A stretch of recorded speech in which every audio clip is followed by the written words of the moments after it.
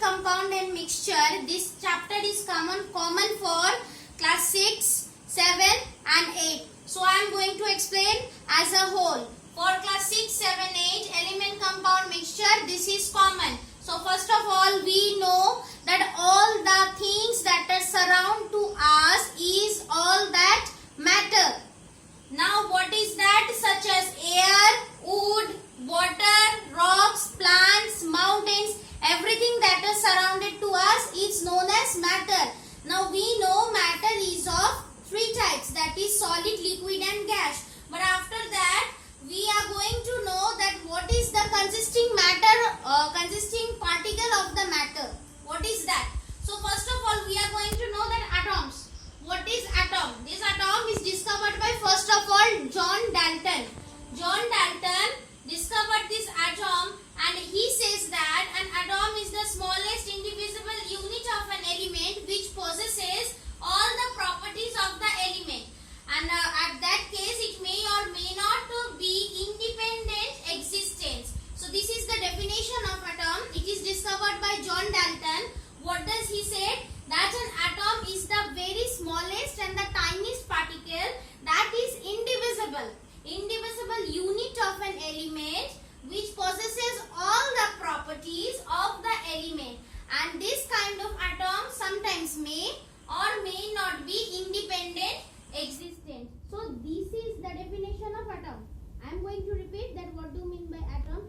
Actually atom is the very tiniest particle that consists of it is the building blocks of matter.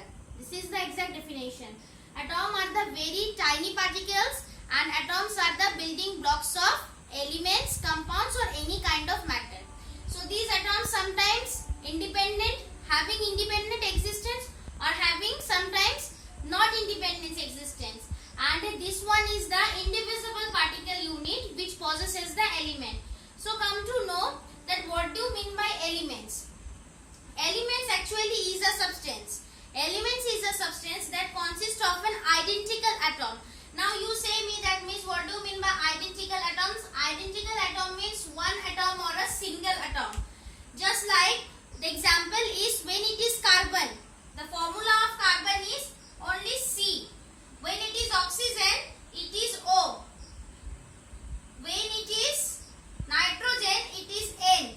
When it is sulfur, it is S. When it is iodine, it is I. When it is phosphorus, it will be P. So here we see that all the single atoms are there. Single element. So this single element is known as identical element.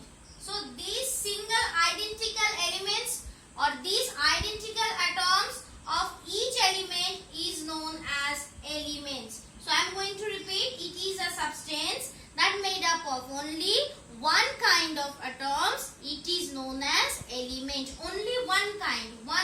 P is a one kind, I is another kind, S is another kind, just like CON.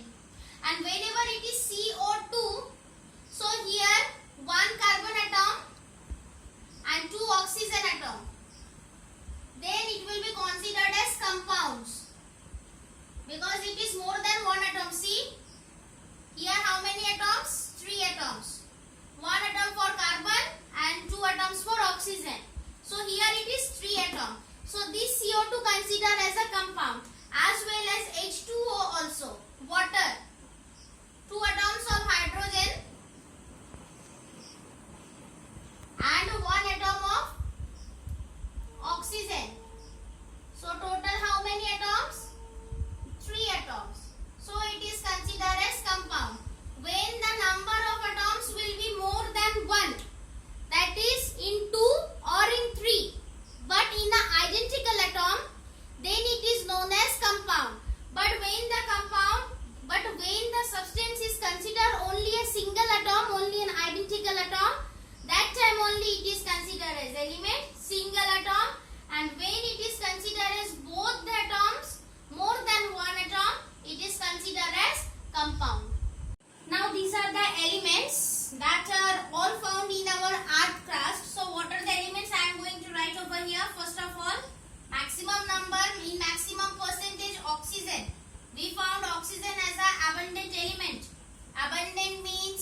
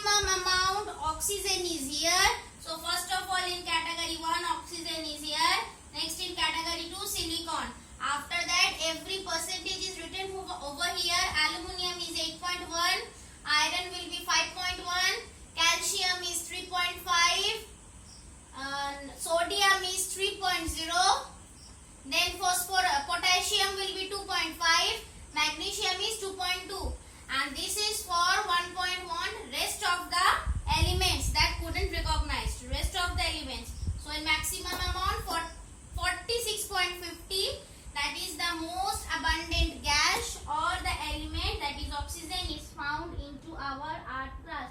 So you people have to learn all the elements are found in our earth crust. Now come to the characteristics of elements. We have to know the characteristics and the properties of the element. As earlier we know, elements are a kind of identical atoms, that is kind of one atom only. So in the first point it is written that an element is made up of only one kind of atom. One means identical. I already gave example, just like carbon, oxygen, hydrogen, these are only one atoms. So these types of substances are known as elements. Come to the next point, next characteristics, that is the atom of elements cannot be broken down by physical or chemical means. So these are the elements just like carbon, hydrogen, oxygen, phosphorus, calcium, sulfur. These are the elements which cannot be broken down by means of chemical or any kind of physical activities. If you do some kind of physical activities with these elements, it can't be broken down. As well as by means of chemical also, it cannot be broken down. So it is impossible to broken down any kind of elements by physical and chemical means.